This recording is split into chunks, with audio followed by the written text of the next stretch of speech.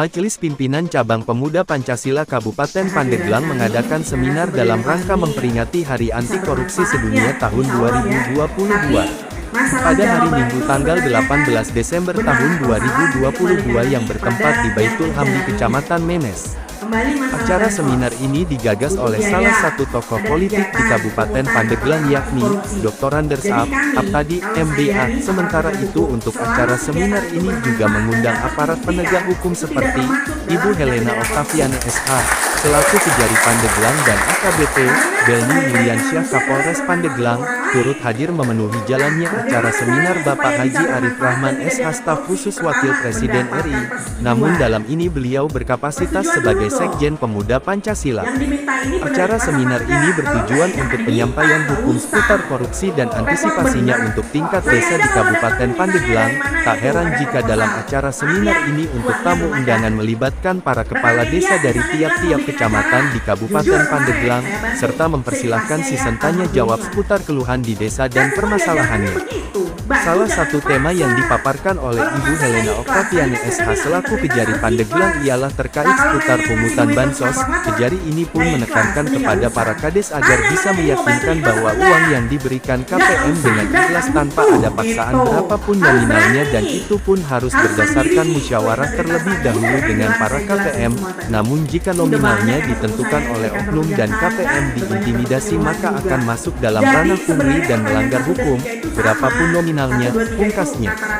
Di ruangan yang berbeda Dr. Anders Aptadi, MBA, dalam wawancaranya menjelaskan, acara seminar memperingati Hari Anti Korupsi Sedunia ini bertujuan untuk bertukar paham antara pihak APH dan kepala desa, berupa penyampaian yang mengubah pola pikir kepala desa seperti misalkan, pemotongan bansos, menjadi pemberian secara ikhlas sehingga kades tidak terjerat ke ranah pidana.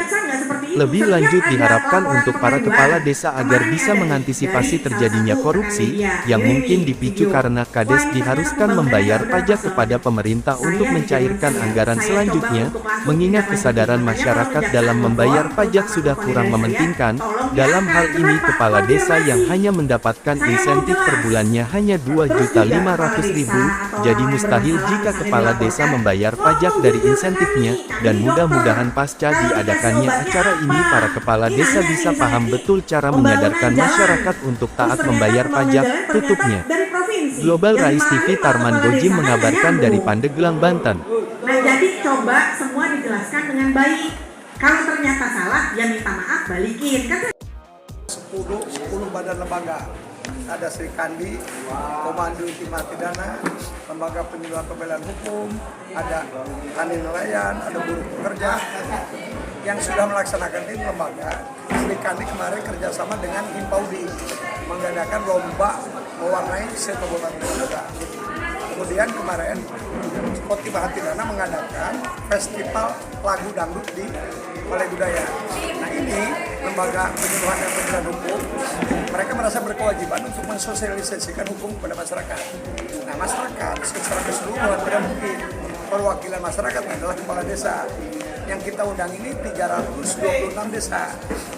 Tadi berdasarkan data di ini daftar hadir, yang hadir 109. Alhamdulillah, artinya 30% mereka hadir. Yang tidak hadir kita maklumi ada persoalan pribadi, mungkin karena sakit, ada urusan keluarga, Nah, dengan kita mengundang Kajari, pihak kepolisian, dan PPH ini hadir, nanti setelah ini staf khusus wakil presiden untuk menyampaikan informasi pembangunan dan hukum. Mudah-mudahan dengan penjelasan ini kepala desa yang tadinya tidak paham bahwa memotong itu adalah sebuah tindak pidana, mereka merubah cara, tidak dengan memotong tapi meminta keikhlasan. Jadi ada hal-hal yang memang bisa dirubah mindsetnya supaya mereka bisa selamat. Kita prihatin, kepala desa ini kan jadi kepala desa uangnya habis ratusan juta. Selama 5 tahun, 72 bulan mereka hanya dapat insentif 2,5 juta. Berarti per satu periode mereka hanya sekitar dapat 180 juta. Itu kan, sementara kerja waktu pengabdian mereka, kalau mereka sedikit tersandung hukum, kita perlu mengingatkan. Makanya kami dengan acara ini lebih baik melakukan pencegahan daripada menangani setelah mereka diduga jadi tersangka. Satu lagi nih,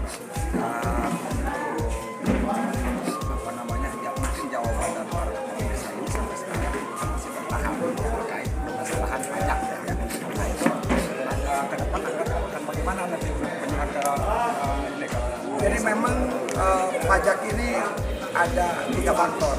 Pertama, bagi lurah yang baru harus menyelesaikan beban hukum lurah yang lama. Yang kedua, pajak ini di kita ini kan ada musim. Kalau tani ada musim rendang, musim nyadon, musim ketiga. Nah, kalau penagihan pajak pada mereka saat mereka menanam, ini tidak mungkin. Tidak mungkin mereka punya uang. Jadi kalau melakukan penagihan pajak, harusnya pada saat mereka musim panen. Nah, yang ketiga, budaya bayar pajak ini